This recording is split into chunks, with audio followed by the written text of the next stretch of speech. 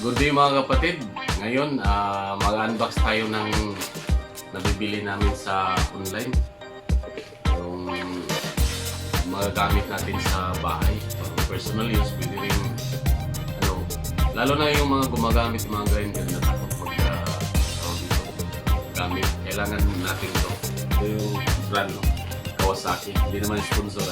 Ito yung tinatawag na angle grinder or cutting stand. So, ito yung i-unbox natin. So, samahan niyo ako mga kapatid. Maraming salamat.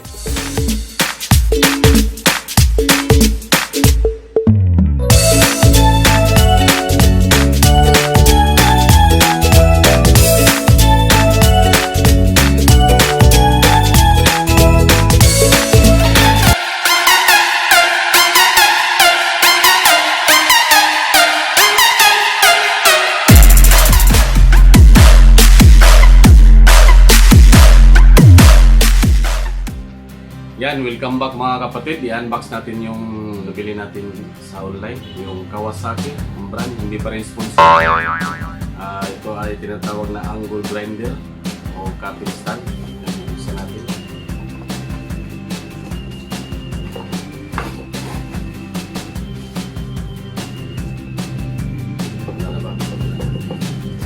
Yung pinaka niya.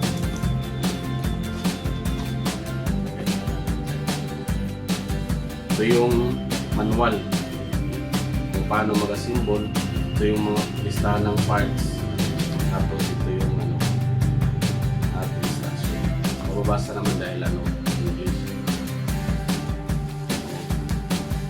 So sa makikita nyo dito, ito yung pinaka-base ng item natin. Yan. Kawasaki pa rin ang brand. So ito, ma-adjust to.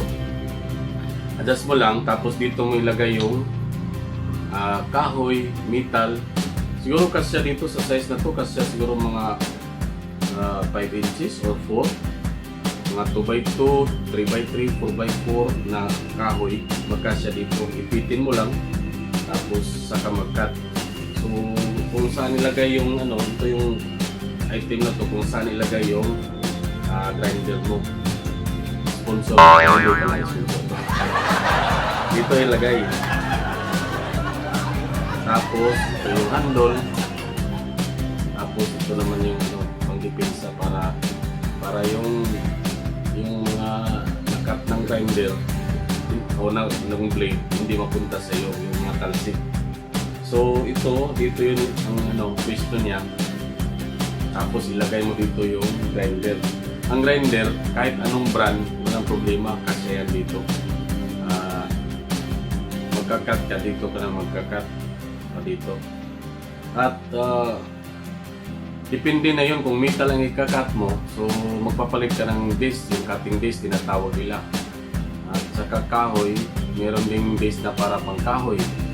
Sa tiles naman, iba naman yung sa tiles, yung diamond. Pero hindi naman magagamit to sa tiles dahil yung tiles kailangan talaga handheld. So ito para lang sa mga baguhan, lalo na yung takot na maggamit ng grinder. So ito malaking tulong to. Ilagay mo lang dito, tapos hilain mo lang pababa. After ng cutting, balik mo, magbabalik naman siya dahil may spring siya. So ipapakita ko na lang yung finish na assembly, tapos lagyan natin ng grinder. Ito yung pinaka-item niya. Tapos ito yung mga parts, ibang parts. At saka huwag kayong mag-alala dahil may kasama ng alin na gamitin natin sa pag-assemble. So ito, magagamit to. Pwede rin itong magagamit mo pag hindi lang pagputol ng tuwid, meron ding angle. Kaya tinatawag siyang angle grinder dahil meron ditong adjustable, ma-adjust to kung ilang angle yung mo, 45, lalo na sa mga kanto-kanto, yung mga mesa, upuan, ganun. Pwede ito magagamit. Ang importante sa kahoy, bili ka lang ng additional na disc dahil ang karamihan ng grinder, ang kasama o libre yung yung cutting disc, yung pangkat ng metal. So ito magagamit to lalo na sa mga baguhan, takot na maggamit ng handle na hindi lang, hinahawakan lang. So ito maganda to. At saka safety pa po. Para safety na rin, bawat gamit natin kailangan may safety gears tayo. Kailangan naka gloves. Kung meron kayong welding gloves, mas maganda. Kung wala, basta meron tayong masuot. Tapos ang importante, yung goggles. Yung pang pang working. O kaya kung may mga sira kayong salamin dyan, depende na sa comfort nyo. Kailangan meron talaga yung mata dahil mahirap na pag matalsikan. Pero mayroon naman tong pang panangga. Pero for safety purposes lang, kailangan talaga may goggles tayo para mahirap na yung mata kasi pinagagamitan. So yan lang mga kapatid, ipapakita ko sa inyo yung aftermath symbol. Tapos na rin.